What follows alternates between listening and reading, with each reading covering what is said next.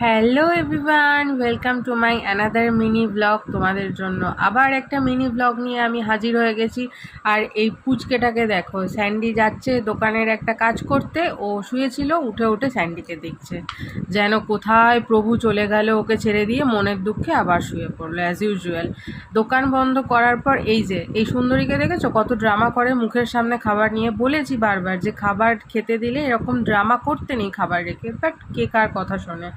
দেন আমরা দোকান বন্ধ করে আজকে জিটি রোড দিয়ে গেছি, বিয়েবাড়ির সিজনও ছিল, সবাই বিয়েবাড়ি থেকে সাজুগুজু করে খাওয়া দাওয়া করে ফিরছিল, বাট আমরা এমনিই ফিরছিলাম গাড়ি দেখতে দেখতে। দেন আমরা গিয়েছিলাম ছোট্ট একটুখানি খাবার দাবার নিয়ে আসতে। আর রাত্রেবেলা 11:35 আমার ম্যাঙ্গো ক্রেভিং হয়েছে, দ্যাটস ওয়াই আমি হিমসাগর আম কেটে নিয়ে চলে এসেছি।